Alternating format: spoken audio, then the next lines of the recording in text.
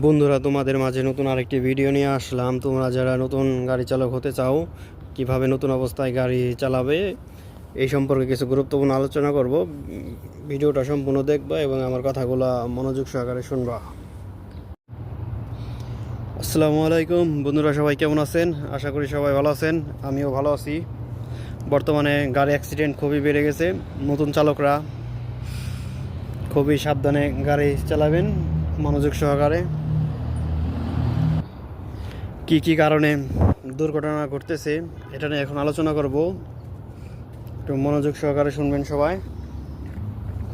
রাস্তায় গাড়ি নিয়ে বের হলেই এখন দেখা যায় গাড়ি অ্যাক্সিডেন্ট হয়ে রাস্তায় পড়ে আছে। সামনের সাইড পুরাই ভেঙে চুরমার হয়ে রয়েছে, লাইটগুলো সব নষ্ট হয়ে রয়েছে। সামনের গাড়ির থেকে সবসময় দূরত্ব বজায় রাখবেন পরিমাণ মতো। ওটা তো আর মেপে বলা যায় না।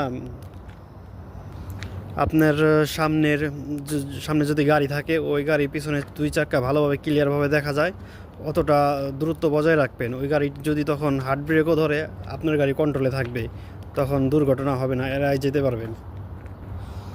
আর গাড়ি চালানোর সময় মোবাইল ব্যবহার খুবই কম করবেন। মোবাইল ব্যবহার করলে ব্লুটুথ ব্যবহার করে কথা বলবেন। আর আমরা যারা কুয়েতে গাড়ি চালানোর সময় হাতে মোবাইল থাকলে ক্যামেরা মেরে ছবি তুলে রাখবে এবং এটা জরিমানা দিবে। আর জরিমানা আগের তুলনায় 3 গুণ বাড়ানো হয়েছে। কি কারণে কথা বলছেন, কি বলছেন, এখন ওগুলা বলে তারপরে জরিমানা দিতে হবে। আগে তো অনলাইনে জরিমানা দেওয়া যেত, খুবই সহজ হতো। এখন আর ওটা বাদ হয়ে গেছে। গাড়ি দুর্ঘটনা ঘটে সবথেকে বেশি যানজট এলাকায়।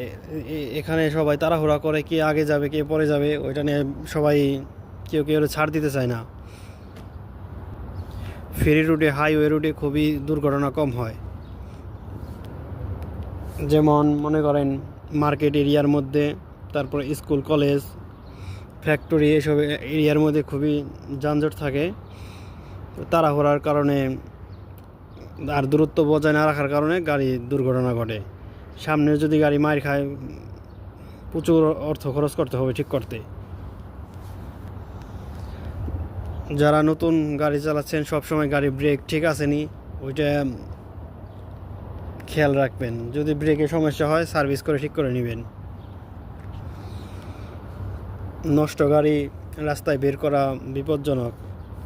এর থেকে মৃত্যু ঘটতে পারে, কারণ প্রতিদিনই দুর্ঘটনায় মানুষ মারা যাচ্ছে। গাড়ি চালানোর সময় টেনশন করা যাবে না, মনোযোগ অন্যদিকে দেওয়া যাবে না। সবসময় সামনের দিকে মনোযোগ থাকবে।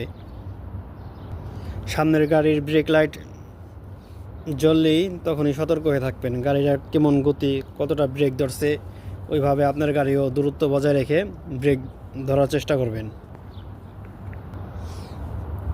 আর এখন প্রায় সব দেশেই আইন হচ্ছে, একাধিকবার গাড়ি অ্যাক্সিডেন্ট করলে লাইসেন্স বাতিল করে দেওয়া হবে।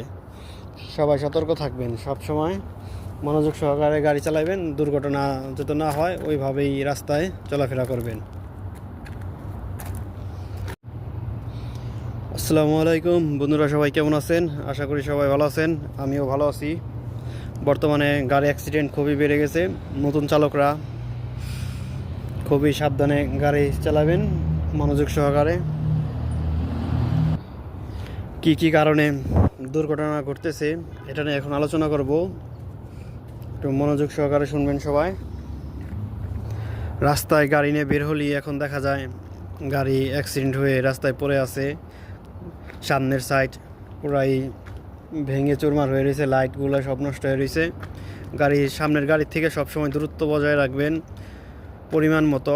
ওটা তো আর মেপে বলা যায় না। আপনার সামনে যদি গাড়ি থাকে, ওই গাড়ির পিছনে দুই চাক্কা ভালোভাবে ক্লিয়ারভাবে দেখা যায়, অতটা দূরত্ব বজায় রাখবেন। ওই গাড়ি যদি তখন হার্ড ব্রেকও ধরে, আপনার গাড়ি কন্ট্রোলে থাকবে, তখন দুর্ঘটনা হবে না, এড়াই যেতে পারবেন।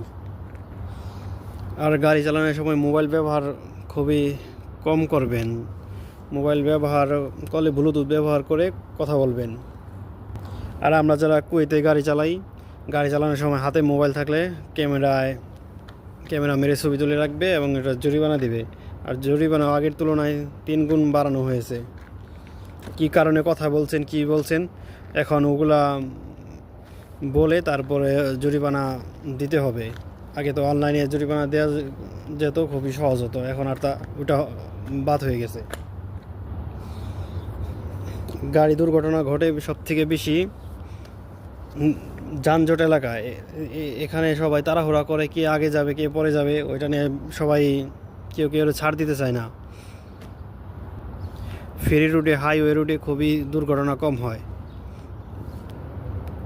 যেমন মনে করেন মার্কেট এরিয়ার মধ্যে, তারপর স্কুল কলেজ ফ্যাক্টরি এসব এরিয়ার মধ্যে খুবই যানজট থাকে।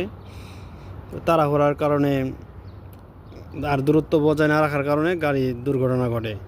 সামনে যদি গাড়ি মার খায়, প্রচুর অর্থ খরচ করতে হবে ঠিক করতে। যারা নতুন গাড়ি চালাচ্ছেন সবসময় গাড়ি ব্রেক ঠিক আছে নি ওইটা খেয়াল রাখবেন। যদি ব্রেকে সমস্যা হয় সার্ভিস করে ঠিক করে নেবেন। নষ্ট গাড়ি রাস্তায় বের করা বিপজ্জনক, এর থেকে মৃত্যু ঘটতে পারে, কারণ প্রতিদিনই দুর্ঘটনায় মানুষ মারা যাচ্ছে।